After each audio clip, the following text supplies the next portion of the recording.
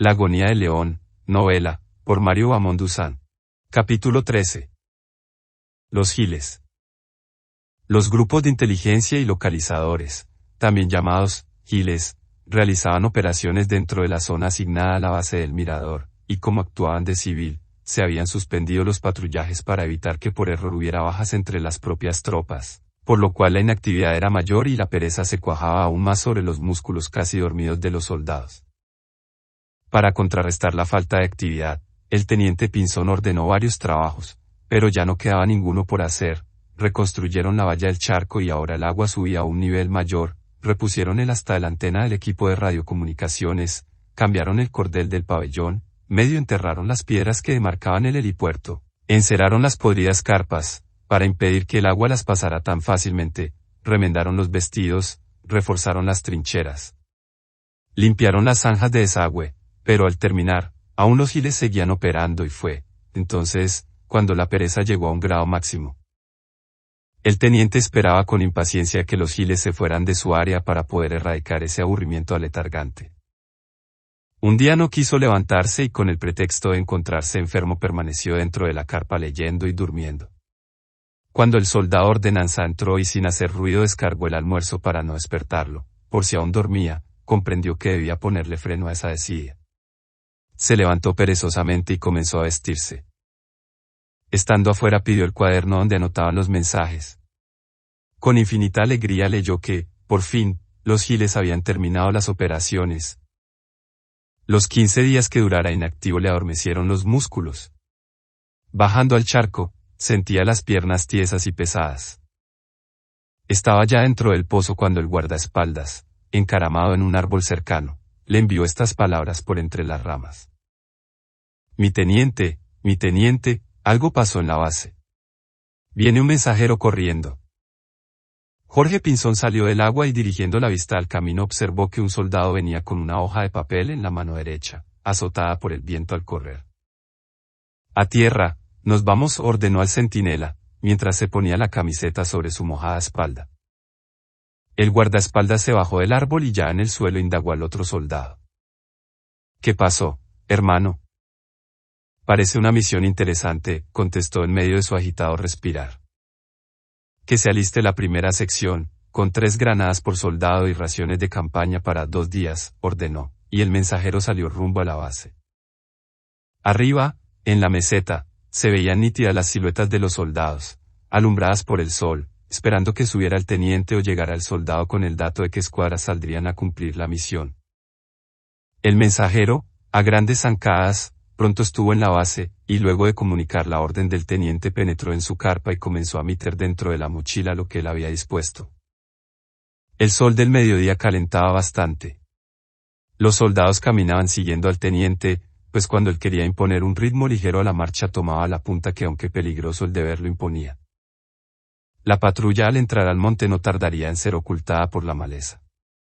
El trillo no era ancho y la maleza había crecido mucho desde el último patrullaje. Después de llenar la cantimplora en la cristalina quebradita, que se escapaba monte abajo, continuaron andando. Ya en la llanura el sol les daba en la espalda y proyectaba sus siluetas infinitamente largas. Cuando de nuevo estuvieron bajo la cubierta de los árboles, los reunió para explicarles la operación, una emboscada a una cuadrilla de guerrilleros que esa noche se movería de un lugar a otro. Al no haber dudas prosiguieron el desplazamiento, debían llegar antes de que acabara el día, para así efectuar con más detalle el reconocimiento. Los grupos que integraban la patrulla, a medida que llegaban, se dirigían a los lugares escogidos. Monte abajo, por el cafetal se extendió una delgada llovizna que no alcanzó a mojarlos y simplemente quedó en las hojas, que al ser movidas por el viento soltaban pequeñas gotas fastidiosas, pues caían en diferente lugar y por lo mismo era difícil esquivarlas. Más tarde, al salir la luna, se multiplicarían las humedecidas hojas. Cuando el teniente sintió que el sueño lo vencía pensó levantarse a pasar una revista, pero al mover las entumecidas piernas, creyó mejor esperar un rato más. Buscó con las manos unos guijarros y los colocó en el sitio exacto donde reposaba la cabeza al doblársele, cosa que al vencerlo el sueño diera contra las piedrecillas y el dolor producido, al incrustarse en su frente, lo mantuviera despierto. Un hambriento y pertinaz zancudo le pitaba cerca de las orejas y a veces se le paraba encima para darle agudas picadas. No obstante que a manotazos lo espantaba, transcurridos unos segundos lo sentía en otra parte. Pero más le picaba el saber que dentro del bolsillo derecho de la camisa tenía los cigarrillos y no debía fumar, pues el humito subiría directamente a delatarlo y más la lucecita producida por la colilla. Estaba cansado de mantener la misma posición.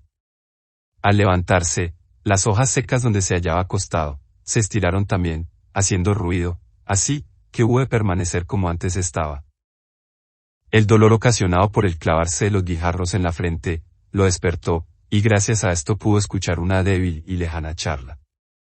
Le dio ira. ¿Se trataba, acaso, de una indisciplina de su tropa? Segundos después se percató de que algunas personas venían por el camino.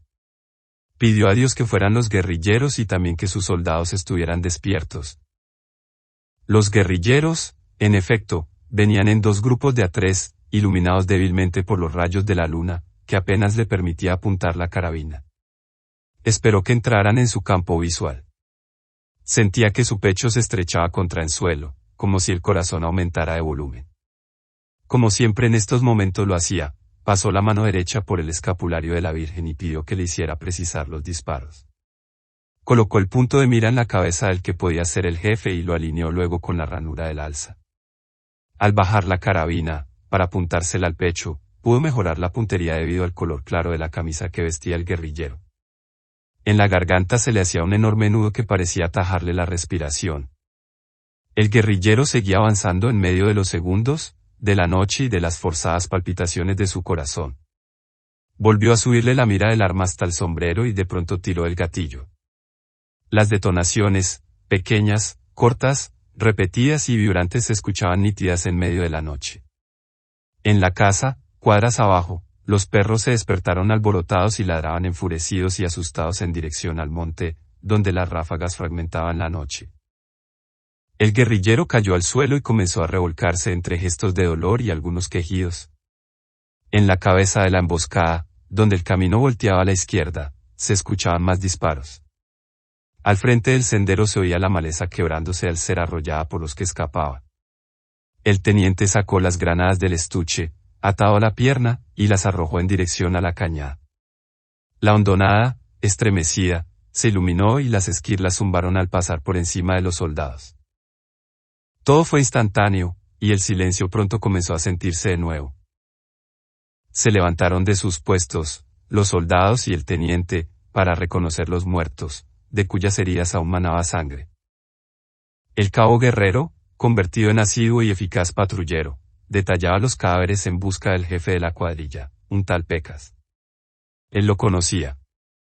En esto vio que uno de los guerrilleros tenía los ojos abiertos, entonces le hizo girar la cabeza hasta que el polvo y la arena se los cerraron. Siguió caminando por entre los cadáveres, evitando que las botas se le untaran de sangre. ¿Y este qué hizo el fusil? ¿Dónde está el arma?, preguntó con extrañeza el cabo. Algunos soldados se acercaron a detallarlo. Efectivamente, el cuerpo inmóvil no tenía más que un machete, terciado al cinto, cuya funda empapaba la sangre que brotaba del pulmón destrozado. Aún lo miraban con sorpresa, cuando el cabo, que se había detenido a observar otro cadáver, gritó entusiasmado. «Este es. Aquí está». Ante el grito, los soldados se encaminaron hacia donde él se hallaba. «¿Pero este no tiene pecas, mi cabo?», reclamó uno de los soldados. El suboficial tomó el cadáver por las botas y lo arrastró hasta un lugar donde la luna sí alumbraba, y luego, en tono burlón, mostrando los huecos de los disparos, replicó: «Ahora sí diga que no tiene ninguna». Se ocultaron en espera de que amaneciera, para que el helicóptero, pedido por el radio, viniera a llevarse los cadáveres de los guerrilleros, 5 en total. Los demás lograron superar los grupos de cierre de la emboscada.